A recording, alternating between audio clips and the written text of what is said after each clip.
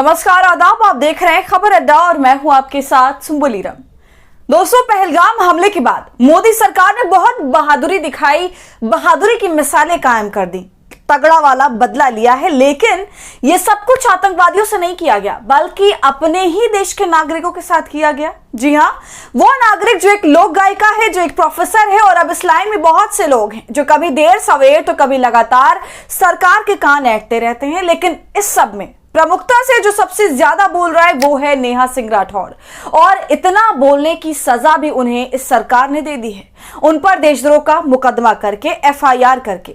लेकिन दोस्तों, अब नेहा के साथ कई लोग, पत्रकार, नेता और एक्टिविस्ट जुड़ गए हैं जो पूरी तरह से उनका साथ दे रहे हैं। सबसे पहले तो अखिलेश यादव की तरफ से नेहा के लिए एक पॉजिटिव रिस्पांस आया।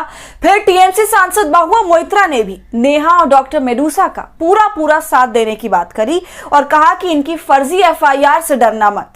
इसके बाद तमाम आजाद पत्रकारों ने भी आवाज उठानी शुरू करी। इसमें आरफा खानम शेरवानी ने अपनी बात मुखरता से रखी और अब एक्टिविस्ट बनारस वाले मिश्रा जी ने भी नेहा का भरपूर साथ देने की बात करी है और नेहा से फोन पर बात करते हुए उन्हें आश्वासित करते हुए कहा कि आप झांसी की रानी हैं और हम आपके साथ हैं।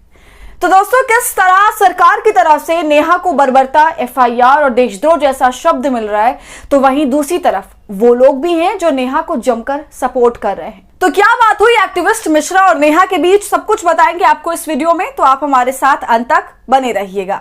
दोस्तों, अब सीन ऐसा हो गया है भारत का कि अगर आपने चू भी करी सरकार के खिलाफ छोड़िए, अगर सरकार से कोई सीधा सा सवाल भी पूछ लिया तो यू आर गॉन, सीधा आप पर देशद्रोह का मुकदमा होगा, एफआईआर हो जाएगी, हिरासत में लेने की बात होने लगेगी।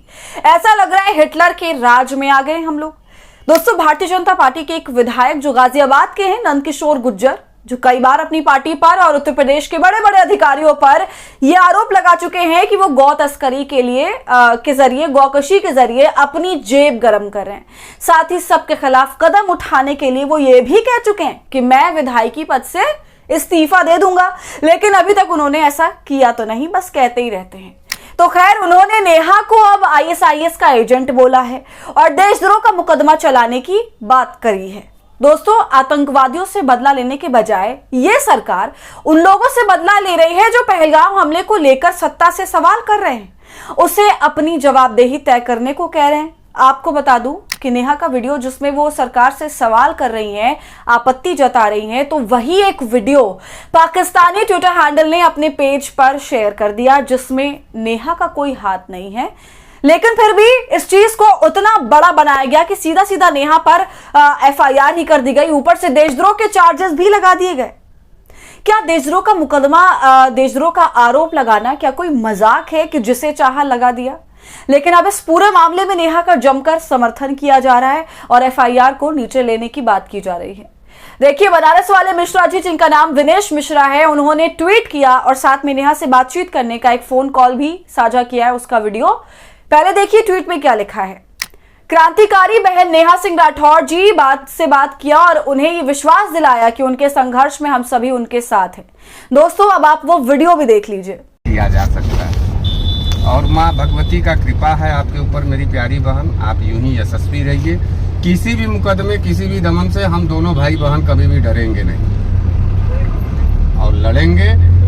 और बहुत जल्द जैसे कोई भी आदेश होगा तो ये मेरा निजी नंबर है बहन, इसको आप हमको तुरंत फ़ोन करिएगा, मैं बीच बीच में आपसे बात करता रहूँ। और बहुत जल्द हम दोनों, हमारी झांसी की रानी से हम मुलाकात करने आएंगे।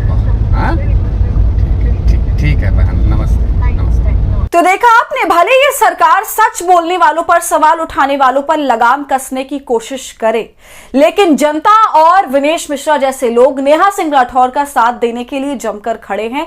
भले ही सरकार किसी प्रोफेसर पर, किसी लोक गायिका पर, किसी चैनल पर प्रतिबंध लगा दे, चैनल को बंद कर दे और लोगों का मुंह बंद करने के लिए उनके सर पर एफआईआर मार दे, लेकिन फिर भी इन लोगों ने बोलना बंद नहीं किया और अब तक नेहा, डॉक्टर मेडुसा और 4PM जैसे चैनल तेजी से अपनी आवाज और ज्यादा उठा रहे।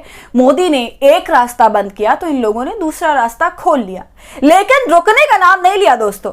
एक तरफ गाजियाबाद के विधायक नंद किशोर गुर्जर ने नेहा सिंह राठौर पर एफआईआर दर्ज करते हुए उन्हें आईएसआईएस का एजेंट बता दिया, आतंकी संगठन हिजबुल मुजाहिदीन की सदस्य बता दिया।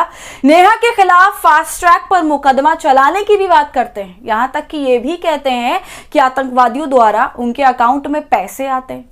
लेकिन दोस्तों सच्चाई तो यह है कि इन तमाम फर्जी और भड़काऊ बयान को देने से पहले नंद किशोर गुर्जर जैसे लोगों को फैक्ट चेक कर लेना चाहिए था और यूं ही धड़ल्ले से जो मुंह में आए बोलना नहीं चाहिए था, क्योंकि वो खुद भारतीय जनता पार्टी में हैं, आराम से जांच पड़ताल करवा सकते हैं और पता भी करवा सकते हैं कि कहां से कितने और कैसे पैसे आ रहे।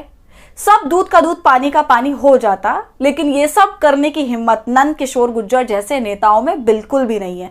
वो सिर्फ बोलना जानते हैं, वो भी ऊट पटांग और लाइमलाइट बटोरना जानते हैं।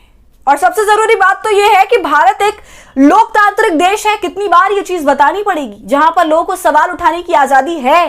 लेकिन 4 सवालों से यह सरकार इतना घबरा गई, इसके इतने पसीने छूट गए कि इस तरह की बातें अब करने लगी है।